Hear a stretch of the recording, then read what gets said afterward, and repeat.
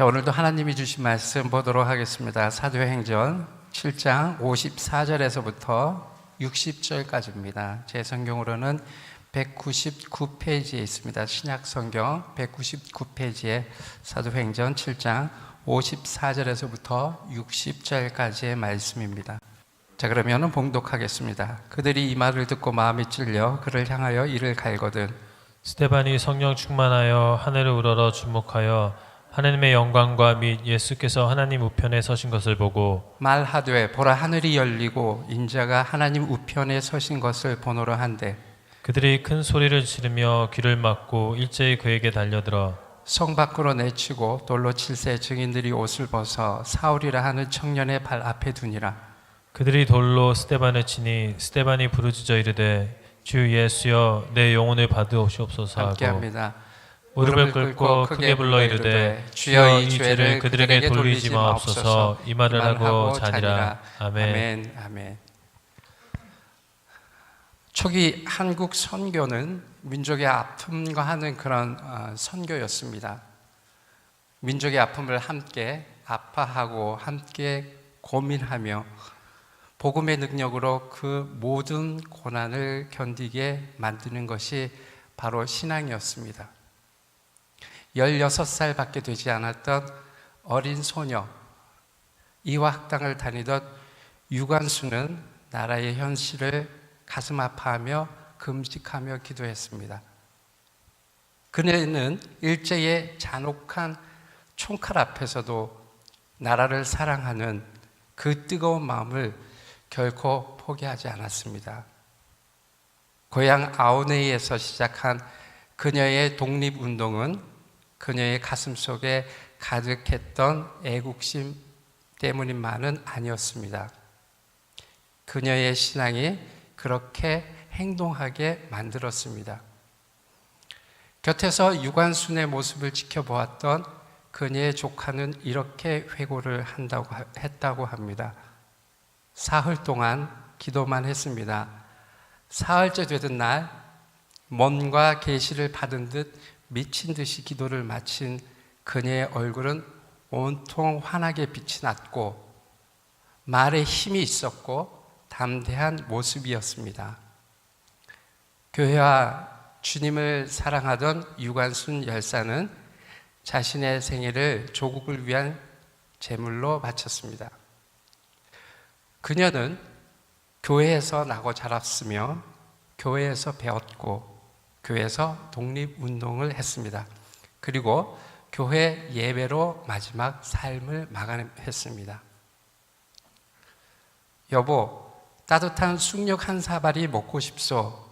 이 말은 주기철 목사님께서 평양 형무소에서 마지막 면회를 하면서 아내에게 남긴 마지막 한마디였습니다.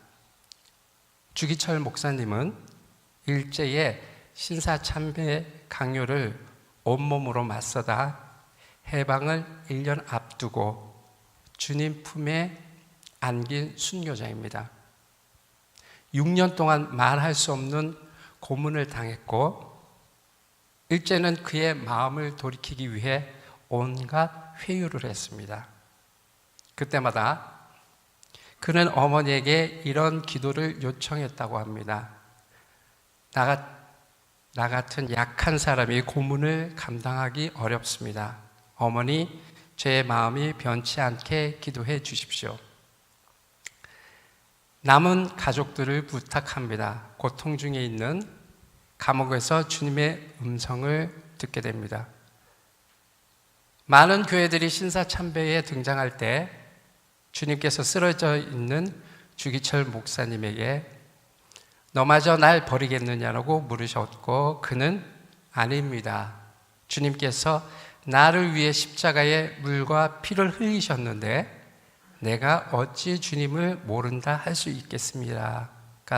라고 대답을 했다고 합니다. 결국 그는 이런 고통 가운데 이 말씀을 남기고 주님의 부르심을 받았습니다. 내가 십자가를 지는 줄 알았는데 주님의 십자가가 나를 지고 있었다고 고백했다고 합니다. 주기철 목사님으로부터 많은 영향을 받은 분이 손양원 목사님입니다. 그는 신사참배 반대 운동으로 억거를 치렀고 1948년 여순 반란 사건 때는 두 아들을 공산주의자들에게 잃고 맙니다. 하지만 손양원 목사님은 아들의 죽음을 가담한 청년을 살려주고 또 용서했으며 오히려 하나님께 감사하며 그를 양아들로 맞아들여 사랑의 원자폭탄이라는 별명을 얻기도 합니다. 모든 것이 하나님께 속해 있음을 온전히 인정하는 손양원 목사님의 9가지 감사 기도문은 모든 것이 풍족한 시대를 사는 우리를 스스로 돌아보게 하고 또 겸손하게 만듭니다. 한국교회의 대표적인 순교자인 손양원 목사님은 6.25 때 공산군의 총에 맞아 48세로 생을 마감합니다. 그는 자기의 두 아들 동신을 죽인 안재선을 양아들로 삼은 이야기는 아무나 할 수 있는 일이 아니라는 것입니다. 두 아들의 영결식 때 손양원 목사께서 내게 느낀 바 은혜 받은 감사의 조건을 들어 답사를 대신에 하겠다고 손양원 목사님은 답사를 말합니다. 그 답사 가운데 자그마치 9가지 감사문을 다음과 같이 읽어갔다고 합니다. 첫째, 나 같은 죄인의 혈통에서 순교의 자식이 나게 하였으니 감사합니다. 둘째, 허다 많은 성도 중에 어찌 이런 보배를 내게 맡겨주셨는지 감사합니다. 셋째, 삼남 삼녀 중에서도 가장 아름다운 두 아들 장자 차자를 드리게 된 나의 축복을 감사합니다. 넷째, 한 아들의 순교도 귀하다 하거늘 두 아들이 순교하게 해주심을 감사하고 다섯째, 예수 믿다가 누워서 죽는 것도 큰 복이라 하였거늘 하물며 전도하다가 총살 순교함이라며 여섯째, 미국을 가려고 준비하던 내 아들 미국보다 더 좋은 천국에 갔으니 내 마음 안심되어 감사하며 일곱째, 내 사랑하는 두 아들 총살한 원수를 회개시켜 내 아들 삼고자 하는 마음 주신 하나님께 감사하고 여덟째, 내 두 아들의 순교의 열매로 말미암아 무수한 천국의 아들들이 생길 것이 믿어지니 감사합니다. 아홉째, 이와 같은 역경 속에서 이상 8가지의 진리와 하나님의 사랑을 찾을 수 있는 기쁜 마음, 여유 있는 믿음 주심을 감사하나이다. 아멘. 이렇듯 현재 복음이 우리에게 오기까지 여러 사람들의 목숨까지도 내어주었던 희생으로 현재 우리가 있을 수 있었다는 것입니다. 그 복음이 거저 전해진 것이 아니라 많은 사람들의 순교로 여기까지 전해졌다는 것입니다. 그 선조들 위에 스데반의 순교로 인하여 그리스도의 복음이 전해진 것입니다. 거저 믿었던 그 믿음의 값싼 것이 아니라 고귀하며 나를 위해 누군가 희생의 열매로 이루어졌다는 것입니다.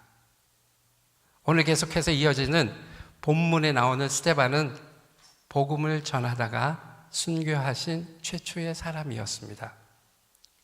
스데반을 설명할 때 은혜와 권능이 충만하고 지혜와 성령으로 말했다고 합니다. 스데반은 하나님의 아들 예수님에 대한 증인이 되어 외쳤습니다. 7장 54절의 말씀입니다. 그들이 이 말을 듣고 마음에 찔려 그를 향하여 이를 갈거든. 스데반의 설교를 들은 유대인들의 반응이 나타납니다. 스데반의 논리정연한 설교는 오히려 유대인의 마음을 격분하게 만들었습니다. 그들은 처음부터 미움에 불타서 진지하게 들으려고 하지도 않았습니다.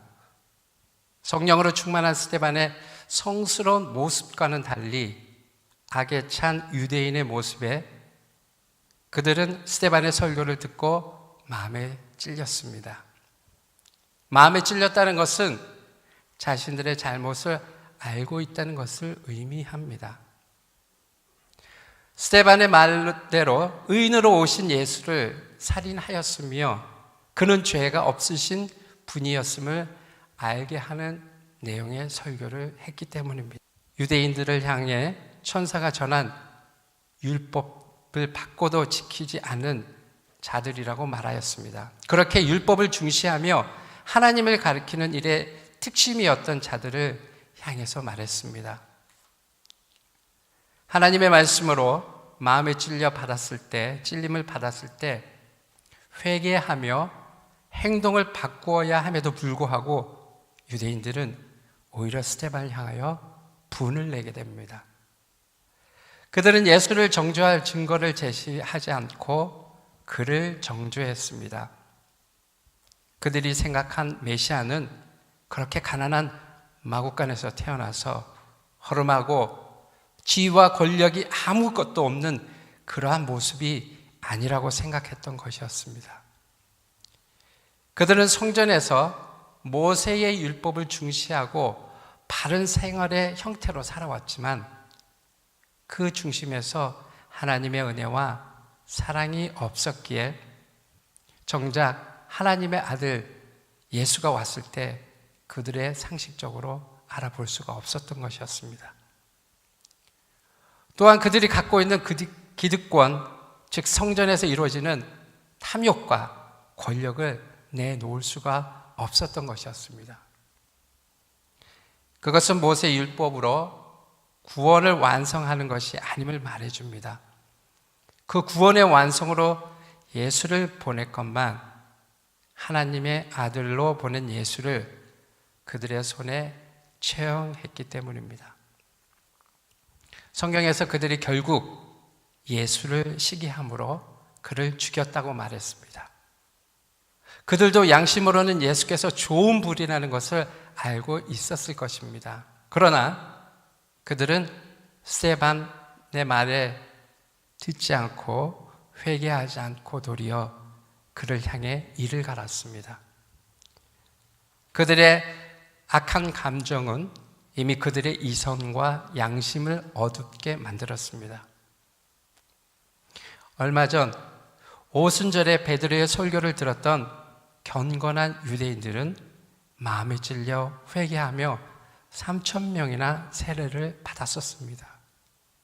그러나 스데반 앞에 있던 공회의원들은 회개하지 않았습니다. 설교를 듣고 회개하는 것은 오직 하나님의 은혜로 되는 것임을 알 수 있는 것입니다. 하나님의 은혜를 받지 못하는 자는 결코 회개하지 않을 것입니다. 결코 돌이킴이 없다는 것입니다. 믿음 생활을 하고 있으면서 교회를 다니는 것이 아니라 하나님을 만나는 것이 중요하다는 것입니다. 내 안에 하나님이 임재하셔서 그분의 음성과 은혜 안에 있어야 된다는 것입니다. 내 삶의 방향과 목적이 내가 주인된 삶을 살수록 우리는 나의 시선과 나의 기준에 얽매여 살기 때문입니다. 아무리 좋은 의도와 방향으로 권면을 하여도 상대방의 마음속에 은혜가 없다면 오히려 그는 비웃고 말 것입니다. 우리가 살아가는 가운데 하나님의 권면이 있을 때 나의 잘못을 시인하며 그 나쁘고 어려운 죄 가운데서 돌이키는 그러한 마음이 있는 것이 은혜라는 것입니다. 어린아이들을 보면 알 수가 있대요. 어린아이들의 종류가 두 종류가 있는데 잘못했을 때 바로 잡아주려고 이야기를 하면 울면서 미안하다고 다시는 그렇게 하지 않겠다고 하는 아이가 있는가 하면 반대로 바로 잡아주려고 권면의 이야기를 해주면 땡깡을 부리면서 부모에게 협박하고 도로 대드는 아이, 이렇게 해서 두 가지 유형의 아이들이 있다고 합니다. 유대 공의회 회원들이 대드는 아이와 다를 바 없는 현상이라는 것입니다. 바른 하나님의 말씀을 알림에도 불구하고 그들은 회개는커녕 상대방에게 악한 마음을 갖게 된다는 것입니다. 그 마음 안에 죄성이 불편한 진실처럼 나타나게 된다는 것입니다. 56절입니다. 말하되 보라 하늘이 열리고 인자가 하나님 우편에 서신 것을 보노라 한데, 모든 환경이 어렵고 힘든 가운데 스데반은 성령에 충만했습니다.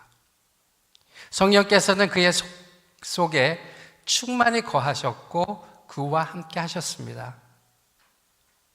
스데반이 성령이 충만하여 하늘을 우러러 하나님의 영광과 예수께서 하나님 오른편에 서신 것을 보게 됩니다. 그것은 하나님께서 스데반에게 함께 하심에 대한 증거를 보여주게 됩니다. 성경은 하나님의 계시 사건 때에 하늘이 열렸다고 종종 말씀에 나와 있습니다. 에스겔서 1장 1절에 보면 30째 해 넷째 달 초닷새에 내가 그발 강가 사로잡힌 자 중에 있을 때에 하늘이 열리며 하나님의 모습이 내게 보이니, 마태복음 3장 16절 예수께서 세례를 받으시고 곧 물에서 올라오실 새 하늘이 열리고 하나님의 성령이 비둘기같이 내려 자기 위에 임하심을 보시더니, 스데반은 예수께서 하나님 오른편에 서신 것을 보았습니다. 저도 사실 예수님을 믿기 시작할 때 너무 감사하게 꿈속에 예수님을 보았습니다. 그 예수님의 꿈속에 보았던 그 사건은 나를 지금까지 믿음의 긴 행로에 있어서 결정적인 역할을 했습니다. 하나님께서는 우리의 각 사람을 통해서 다른 은사와 방향에 따라서 하나님이심을 나타내십니다. 오늘 이와 같이 스데반도 이때 당시에 성령이 충만하여서 그 영적인 영안의 눈이 열려서 스데반에게만 하늘이 열리고 예수님께서 우편에 앉아 계신 것을 보게 되었다는 것입니다. 이것은 주께서 핍박당하는 스데반을 격려하시고 하나님이 함께 하심을 환상 가운데 보여주셨다는 것입니다. 주 예수께서 하나님 오른편에 앉아 계시다가 서 계신다는 말은 그가 하나님 아버지와 동등된 권위와 능력과 영광을 누리심을 보인다는 것입니다. 우리가 믿는 것은 삼위일체 하나님을 믿는다는 것을 말합니다. 그 환상은 스데반의 설교를 더 확증시키는 확신이었을 것입니다. 또한 그 어려운 환경 가운데 처해 있을 때에 하나님을 의지함이 그대로 나타내지는 대목이기도 합니다. 주께서는 지금도 하나님 오른편에서 아버지 하나님과 함께 동일한 권위와 능력과 영광을 가지고 교회와 세상을 통치하신다는 것입니다. 스데반은 그 환상으로 조금도 두렵지 않음을 알게 합니다. 복음으로 인하여 받는 두려움, 어려움이 있음을 고백합니다. 생명을 구원하는 그 복음을 전함에 있어서 때론 무시당하고 거절당하고 많은 사람과 희생에 따를 때 오직 주님만이 위로자 되시며 함께 하심을 고백합니다. 환경이 바뀌는 것이 아니라 그분이 함께 하시기에 할 수 있음을 이야기하고 있습니다. 지금도 하나님 우편에서 예수님께서 함께 지켜보신다는 것입니다. 복음을 전하는데 그러한 핍박이 왜 그리고 있을까요? 어려움이 있을까요? 그것은 생명을 살리기 때문입니다. 그 생명이 너무 존귀하기 때문입니다. 우리도 어려움이 닥쳤을 때 무엇보다도 하나님이 나와 함께 하심을 믿는다는 것이 얼마나 중요한지 모릅니다. 그 존재와 그 은혜가 어떤 것도 이겨낼 수 있는 힘을 허락하신다는 것입니다. 우리 믿음의 순교한 선조들이 어떠한 것도 타협하지 않고 꿋꿋이 믿음을 지킬 수 있는 힘은 하나님이 나와 함께 하심을 믿었다는 것입니다. 그 어떤 두려움도, 그 어떤 고난에도, 죽음을 앞두고 있는 그런 환경 가운데서도 함께 하심의 믿음의 눈은 하늘을 향하고 있었다는 것입니다. 57절의 말씀입니다. 그들이 큰 소리를 지르며 귀를 막고 일제히 그에게 달려들어. 그들은 큰 소리를 지르면서 귀를 막음으로써 자신들이 하나님을 떠나 멸망하는 자들임을 스스로 보여주고 있습니다. 진리의 영의 소리를 거짓과 허영 그리고 잘못된 형식으로 가득 찬 그들은 진실된 하나님의 음성을 스스로가 듣기를 거부한 것입니다. 그들에게도 들을 귀도 깨닫는 마음도 없었습니다. 그들은 하나님의 은혜가 없었던 것이었습니다. 오로지 본인들이 만든 형식과 율법에 휩싸여 하나님의 음성을 들어도 인정하지 않고 회개하지 않았습니다. 그들은 스데반에게 성령과 율법으로 대하지 않고 폭력과 불평으로 맞서게 됩니다. 당시 사형 집행권은 로마 총독에게 있었지만 공의의 율법에 따라 정식적인 재판을 받거나 로마의 인준을 받지 않고 격분한 군중 심리를 따라 폭력적으로 그들은 행하고 있는 것이었습니다. 실제로 공의회가 그것을 주도했고 로마 정부는 묵인하고 있었습니다. 악의 분위기는 모든 사람들의 잘못된 군중 심리로 나타난 것입니다. 우리가 사회생활에 있어서도 혹은 어떠한 진정성 있는 일을 할 때도 우리는 자제력과 평안함이 함께 있어야 한다는 것입니다. 그들은 이성을 잃어버렸습니다. 자제력을 상실했습니다. 마치 아이들이 듣기 싫은 말을 할 때는 귀를 막고 행동하는 것처럼 큰 소리를 지르며 일제히 그들에게 달려들었습니다. 누구라고 먼저 할 것도 없이. 58절의 말씀입니다.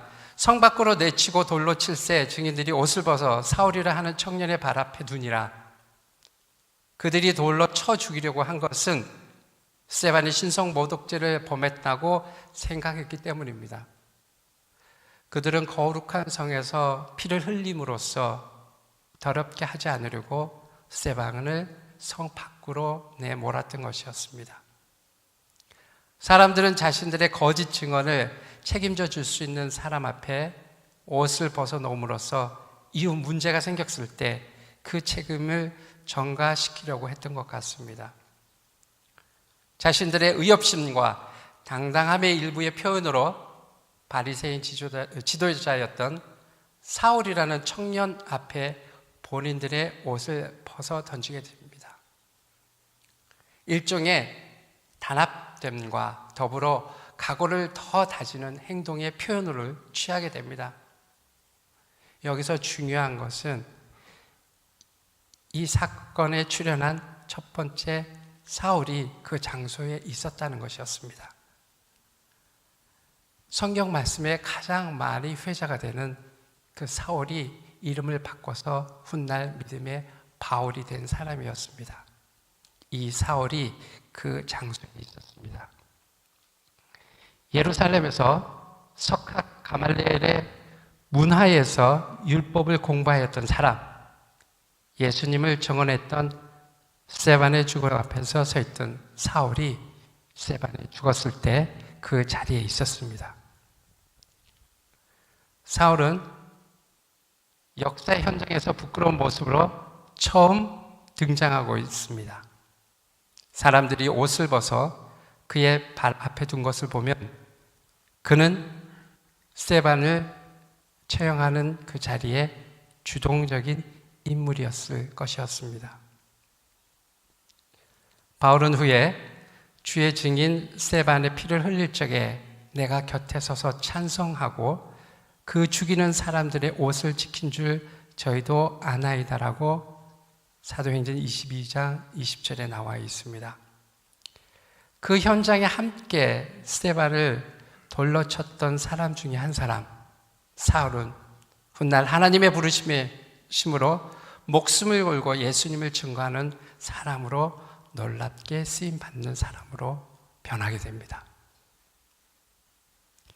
우리도 하나님을 진리와 영으로 믿지 못했을 때 유대인과 다를 바 없는 사람일 수도 있다는 것입니다.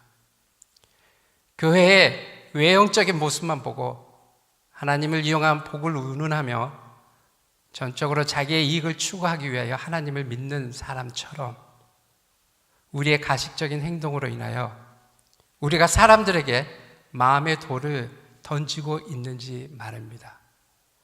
열심히 믿는 신앙이 아니라 바로 믿어야 되기 때문입니다. 59절과 60절의 말씀을 보겠습니다. 그들이 돌로 스데반을 치니 스데반이 부르짖어 이르되 주 예수여 내 영을 받으시옵소서 하고 무릎을 꿇고 크게 불러 이르되 주여 이 죄를 그들에게 돌리지 마옵소서 이 말을 하고 자니라. 스데반의 마지막 기도의 내용은 예수님의 마지막 기도와 비슷하였습니다. 첫 번째, 주 예수님 내 영혼을 받아주시옵소서. 내 영혼을 아버지 손에 부탁합니다 라고 기도하셨던 예수님은 이제 그 아버지 오른편에서 스데반의 기도에 귀를 기울이시고 그를 맞이하는 것이었습니다. 스데반은 확고한 믿음에 근거하여 자신을 위해 기도했습니다. 돌을 맞으면서도 스데반은 계속 기도하였고 사람들은 그 기도 소리를 듣지 않고 그를 죽이려고 하였습니다. 두 번째, 주님, 이와 같은 죄의 행동을 하는 그들에게 이 죄를 씌우지 마시옵소서. 박해하는 유대인들을 향해 오히려 사랑으로 기도했습니다. 스데반의 기도는 죽음 가운데 놀라운 기도였습니다. 모든 것을 하나님께서 전적으로 의지하는 것이었습니다. 이 환경에 대한 하나님의 계획을 믿고 기도하며 그들의 죄에 대하여 영혼 구원의 복음에 기도를 한 것이었습니다. 비록 내가 핍박을 받을지라도 그 영혼을 위해 기도함으로 복음을 전하게 된 것이었습니다. 목숨까지도 위협당하는 그 현장에까지 한 영혼 한 영혼에 대한 귀한 영혼 사랑은 그의 기도문에서 알 수 있습니다.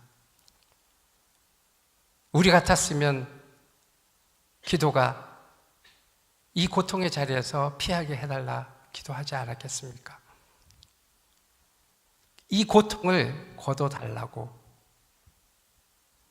아니, 그들의 영혼을 위해 기도한다는 것은 정말 하나님의 사랑과 은혜가 없다면 일어나기 힘든 일이라는 것입니다. 지금 당장 씨앗의 열매를 보지 못하더라도 그 안에 하나님의 형상과 마음이 그대로 전해져 온 것이었습니다. 목숨까지도 위협받은 그 환경 가운데 다른 영혼을 위해 기도할 수 있는 것은 주님의 사랑에 대한 확신이 없었으면 불가능했을 것입니다. 스데반의 기도는 훗날 기독교의 토대를 만든 사울을 회개코자 전도자 바울을 만들게 됩니다. 당시 현장에 있었던 사울도 스데반의 설교와 기도 소리를 들었을 것입니다. 만일 스데반이 기도하지 않았더라면 사울은 회개하지 않았을지도 모릅니다. 하나님께서 계획하신 바로는 그렇게 하나님의 복음을 전하는 사람을 거기서 순교당하면은 거기서 하나님의 모든 복음이 끝나는 세상적인 시각으로 볼 수 있었지만 스데반의 순교로 어마어마한 복음이 전해졌다는 것이었습니다. 당시 유대인들은 서서 기도했지만 예수님과 초대교회 성도들은 무릎을 꿇고 기도하였습니다. 예수님은 하나님 오른편에 앉아 계셨고 스데반은 그 앞에 무릎을 꿇고 부르짖으면서 기도했습니다. 말씀 끝에 잔다고 표현하였습니다. 잔이라. 잔다고 말씀하신 것은 자신의 부활을 전제하신 것입니다. 구약에서는 살벌하고 무서운 죽음과는 달리 평화로운 죽음의 상태로 묘사한 것입니다. 스데반이나 주 안에서 죽은 성도들은 모두 천국에서 깨어날 것이기 때문입니다. 사실상 믿는 성도들은 믿는 순간 영생을 얻고 사망에서 영생이 계속되는 것에 지나지 않기 때문입니다. 사도행전의 저자인 누가는 최초의 순교자 스데반의 최후에 대해서 두 가지를 증거합니다. 첫 번째, 스데반은 자신의 영혼을 하나님께 의탁하였습니다. 예수님께서도 숨이 끊어지기 전에 큰 소리로 아버지여 내 영혼을 아버지 손에 부탁하나이다라고 말씀하셨습니다. 둘째, 스데반은 그를 돌로 치는 원수들의 죄의 용서를 하나님께 기도했습니다. 그것은 예수님의 교훈과 모범을 실천한 것입니다. 본문에 잔다는 말은 부활을 믿는 성도들의 죽음에 대한 표현입니다. 밤에 잔다는 자들이 아침에 깨듯이 주 안에서 죽은 자들은 부활하기 때문입니다. 주 예수 그리스도께서 하늘로부터 영광 가운데 다시 오실 때 그러할 것입니다. 그때 주 안에서 죽은 자들은 영광스러운 몸으로 부활할 것입니다. 아멘. 아멘. 스데반의 죽음으로 마치 복음이 끊어지고 어려운 환경에 있는 것 같아 보이지만 그 고귀한 순교는 결국 많은 이들에게 생명의 열매로 나타나게 되었다는 것입니다.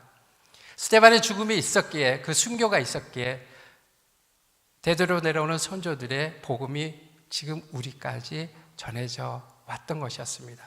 세상적으로 눈으로 봤을 때는 한 사람이 하나님의 복음, 예수 그리스도의 복음을 전하다가 죽어서 마치 실패한 것처럼 보여질 수 있지만 그 스데반의 죽음, 순교로 인해서 그 무수한 민족들에게 복음이 전해졌다는 것입니다. 아멘. 말씀을 정리합니다. 첫 번째, 우리는 겸손함과 진리의 지식을 가지고 하나님을 섬기는 것입니다. 이것은 하나님의 은혜로만 가능한 일입니다. 사람이 겸손함과 진리의 지식이 없다면 우린 유대인들처럼 하나님을 대적하는 행동이 있을 수 있다는 것입니다. 나를 드러내는 것이 아니라 내 안에 주님이 나타날 수 있도록 말입니다. 그러기 위해서 나를 돌아보고 말씀 안에 나를 점검해야 합니다. 둘째로 우리는 스데반의 믿음을 가진다는 것입니다. 하나님과 주 예수께 참된 믿음과 충성은 순교의 자리까지 나아가게 합니다. 스데반도 그랬고 많은 이들이 내가 하나님을 믿으면서 순교한다고 생각은 하지 않았을 것입니다. 그들은 순교한다고 생각하지 않고 오직 하나님의 말씀을 제대로 전한다고 생각했습니다. 순교 자리는 내가 순교를 한다고 되는 것이 아니라 그냥 하나님 말씀을 그 말씀 가운데 믿는 우리의 복음의 표현을 한 것이었습니다. 셋째로 사랑과 용서를 받아야 됩니다. 스데반은 자신을 돌로 치는 자들을 사랑하며 그들의 죄를 하나님께 용서해 주기를 기도했습니다. 그것은 너희 원수를 사랑하며 너희를 핍박하는 자를 위하여 기도하라는 예수님의 교훈과 모범을 본받아 지켜 실천한 것입니다. 그 모든 것들은 나의 의협심으로 하는 것이 아니라 하나님의 은혜 안에 말씀으로 순종했기 때문에 가능했던 것이었습니다.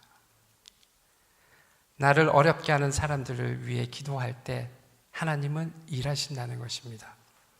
한 영혼이 하나님께로 돌아오는 것이 그리 쉽지만은 않다는 것이었습니다.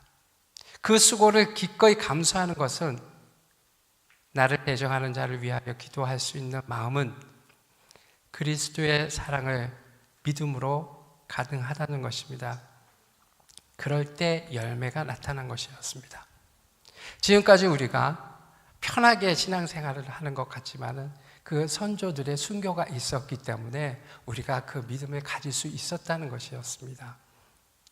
첫 번째로 예수님께서 우리 한 사람 한 사람 핏값으로 구원해 주셨고 또 앞서 말했던 그 선조들이 생명을 걸고 우리에게 복음을 전해 주었기 때문에 우리가 그것을 받았던 것이었습니다. 우리가 삶을 살아가면서 여러 가지 힘든 점이 있고 어려운 점이 분명히 있습니다. 우리가 말씀 가운데 지금 당장 순교는 준비해서 순교를 하는 게 아니라 우리는 하나님 말씀을 믿고 제대로 따르고 행할 때에 우리가 하나님 말씀 안에 거할 수 있다는 것입니다. 오늘 이 말씀을 붙잡고 함께 찬양 드리도록 하겠습니다. 나의 영원하신 기억. 우리가 삶 가운데에 복음을 전할 때 여러 가지 어려움이 있습니다. 신앙생활 할 때도 여러 가지 어려움이 있습니다. 우리 환경을 보라는 것이 아니라 우리 환경은 절대로 그것을 이겨낼 수가 없기 때문입니다. 하나님께서 내가 너와 함께 있다. 하늘에서 예수님께서 지금 모든 것을 보고 계신다 라는 그 믿음만 있으면 어떠한 어려움이라도 힘든 가운데 이겨낼 수 있다는 것입니다. 아멘. 기도하겠습니다.